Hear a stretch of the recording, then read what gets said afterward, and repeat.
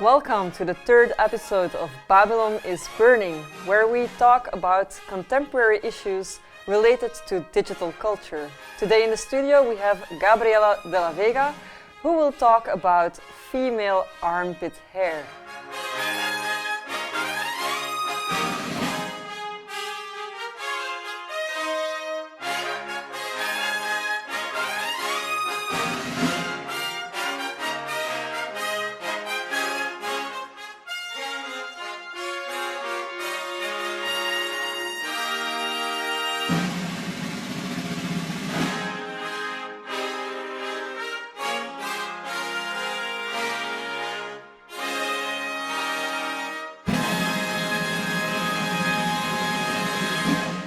Welcome! In the studio we have Gabriela de la Vega to talk about female armpit hair. So the first thing I notice is that you're wearing long sleeves. So the first question on my mind, I will never get an answer to. But maybe you will. Oh, maybe I will? Okay. Yeah. But so, female armpit hair. Yeah. What brings you to that topic? Yeah, so I mostly researched female body hair because I think it's something that really speaks to me. Because I'm from Brazil. Okay. And in Brazil there's very much... The bikinis are minuscule. Sorry? The bikinis are minuscule. Yes. And there is no hair visible whatsoever in any body part. Okay. I mean, if anyone has heard of I think everyone has heard of the Brazilian wax. Mm-hmm.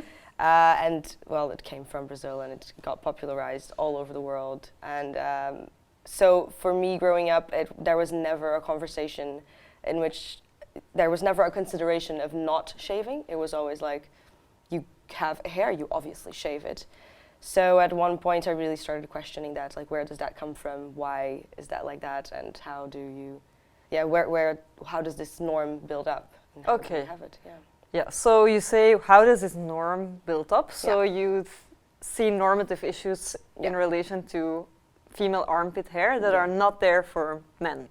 Yeah, exactly. I think that it's very naive to think that having armpit hair is a choice. I don't think it really is.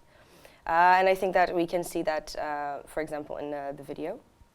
I think the ideal body for women in this society is totally smooth. Real smooth, baby skin, no hair. Porcelain skin, soft skin, pretty much thin, petite, no body hair. For the majority of the world, like a completely unrealistic beauty standard to hold oneself to. So that's great for capitalism. What you see in the media is these men with like stubble and smooth chest hair, and then when the woman has chest hair, body hair, leg hair, armpit hair, they're associated with, you know, lack of hygiene, lack of self-care. Right now, you're seen as like a hipster trying to follow a trend. People tell me I'm trying hard, but I'm literally doing nothing.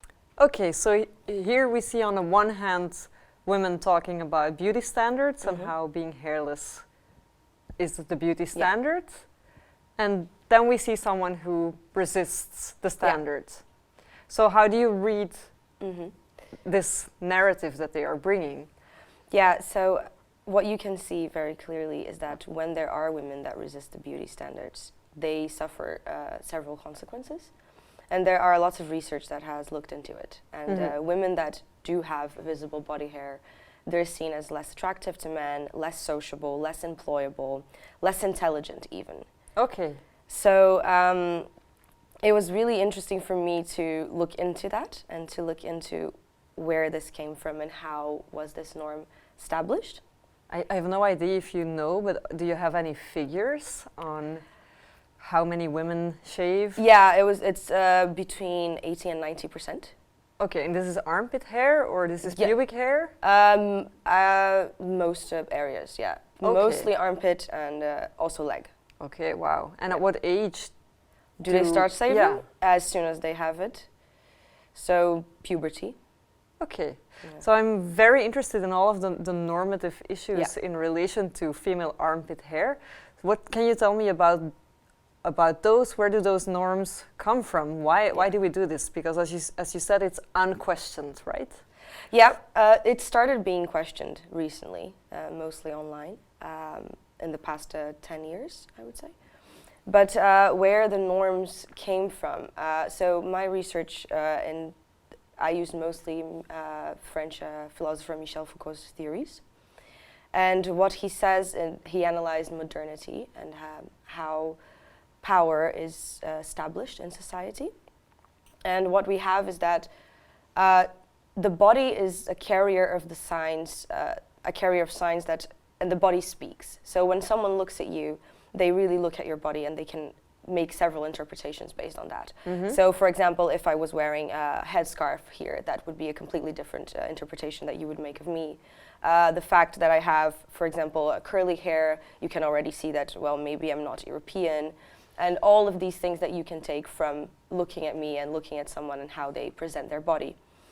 And in Foucault's analysis, what he saw was that in his analysis, prevention was something that started to replace punishment. He analyzed crimes committed in the 19th century and how this shift happened from punishment to prevention. So one of the characteristics of prevention is exactly that you see the early signs of crime in someone's body and how you can make sure that everyone stays healthy and that society stays healthy. And in order to do that, you need to be in control of your body, and you need to take care of your body, and you need to take care of yourself. Okay. Yeah, and for women, a way to take care of their body is exactly to remove their armpit hair and to make their body sociable. Okay, so but this is an interesting observation, this idea that self-care is maybe not so innocent as a term as we think. Let's talk more about that after the break. We'll return after these messages. When you date online, you have to present yourself there in a certain way. Just a photo in which you showcase your perfect physique. Putting forward certain qualities. I'm going to show you how to make your boobs look bigger. You present an image of yourself. You focus on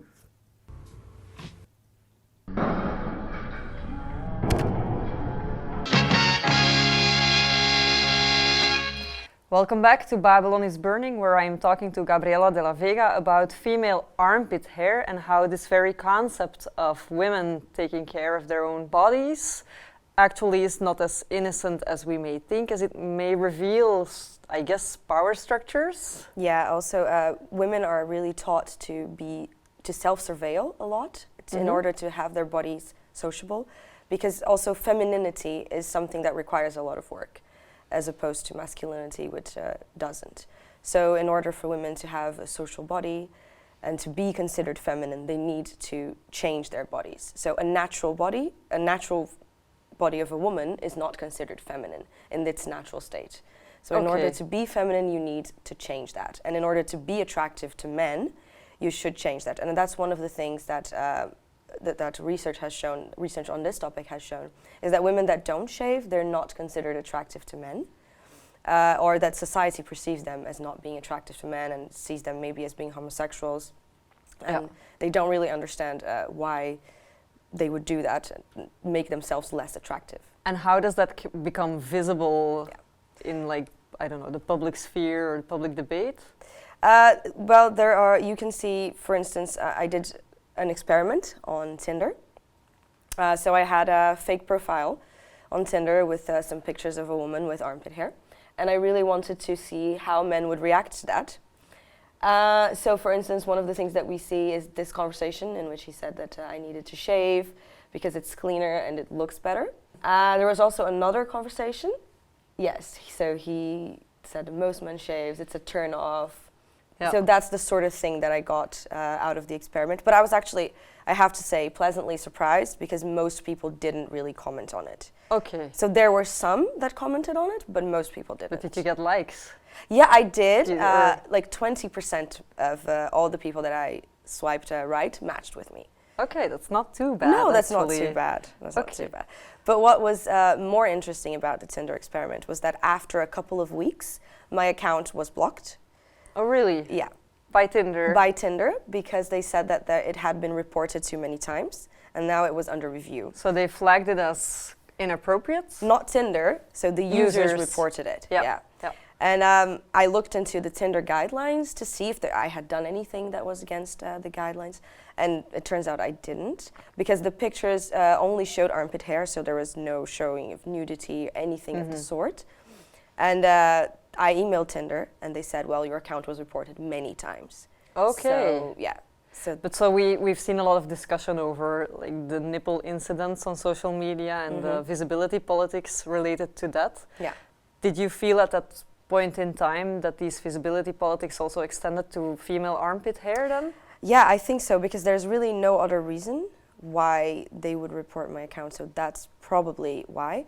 But I also think that it's interesting that's this mechanism of control as well, of how society is trying to control the female body, because in a way it's very sneaky, because you can't really know if it was because of the armpit hair or not, because there's no one came to me and said, I'm going to report your account or anything like that. But the minute that the hair was there, the account was blocked.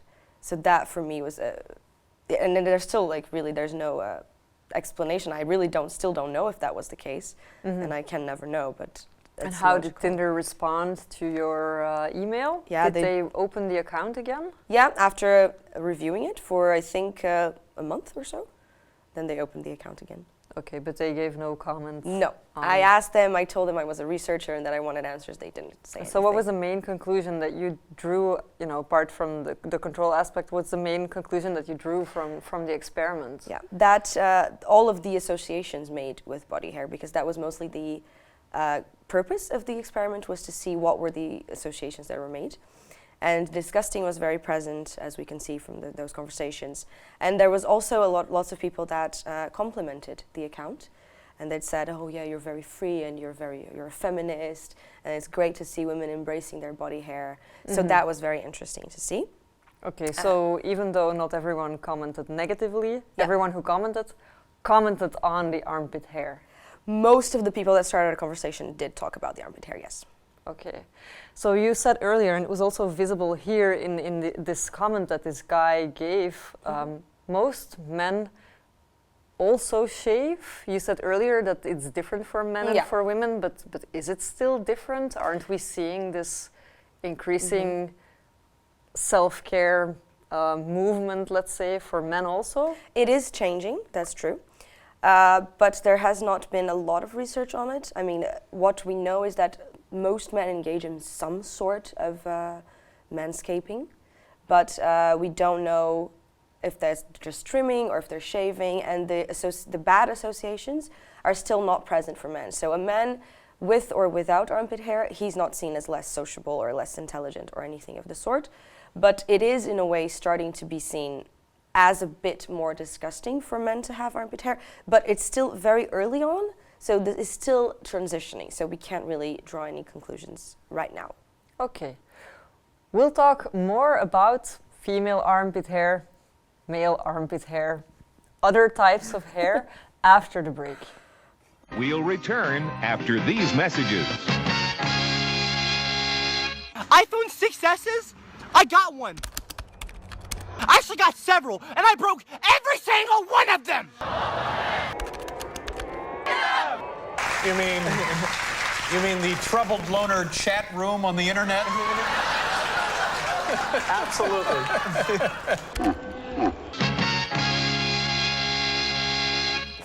Welcome back to Babylon is Burning, where I'm talking to Gabriela de la Vega about female armpit hair and all of the politics and issues in relation to that.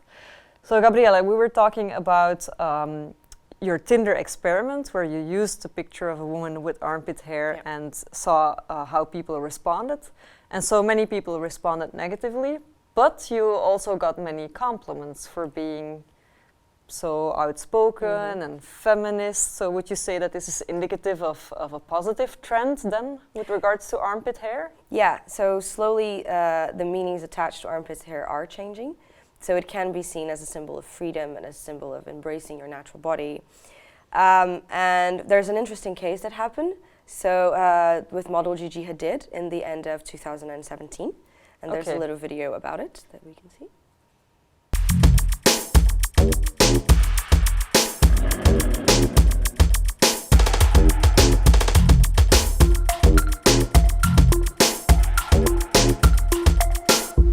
stay strong. Okay, armpit hair. Yeah, so there was a whole conversation about this armpit hair. So is it armpit hair, is it not armpit hair was the first thing that people asked. But also for Love magazine, it was a very good thing because they got a lot more, they went into the media and huge publications were talking about that, discussing whether or not it was armpit hair. So there were Vogue magazine, TMZ, Allure, several magazines had headlines about this. So, I mean, we don't know if this was, because in the end it was proven that it was not armpit hair, it was actually fluff from the sweater she was wearing.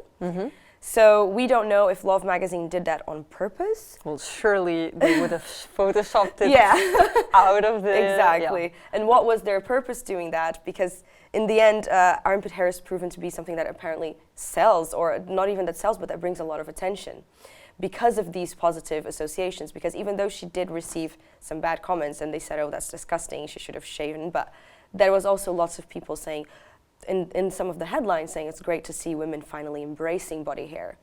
So it's kind of a strategic maneuver, especially because she's emphasizing like strong femininity. Yeah, exactly. That they would use that image as a powerful sign of that. There's also another Converse also did that with Lourdes Maria, Madonna's daughter. And this is another ad, and she in fact does have armpit hair. And as we can see, I highlighted some of the negative comments she received, but she also received lots of positive comments.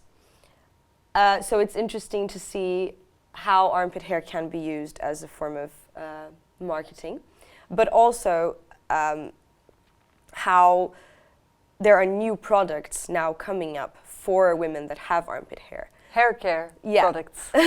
So Emma Watson even talked about one of the products she uses on her pubic hair. So, and now everyone's commenting about this product. So it's very interesting to see how there's a new market coming up because, no one can be left outside of the consumerist market. So if you're, because in a way to have armpit hair is to oppose the traditional beauty standards and to oppose the consumerism that of beauty products. But then again, you have to take care of yourself, how, like Foucault said, and you have, if you're going to have hair, then you also need to take care of it. Okay. Yeah.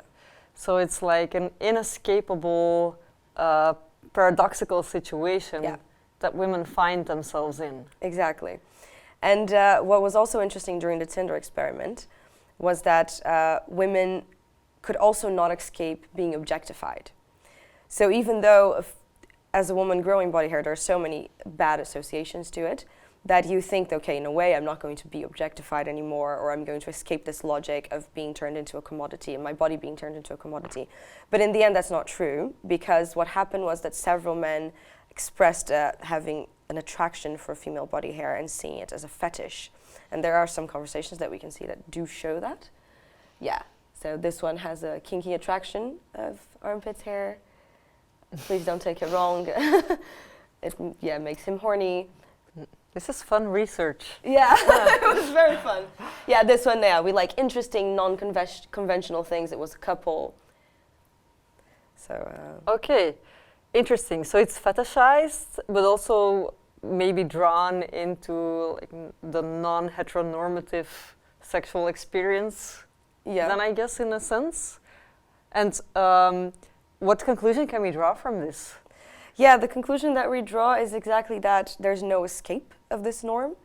I mean, even when you try to go out of the norm, you have new norms. And that is the same, for example, for homosexual women.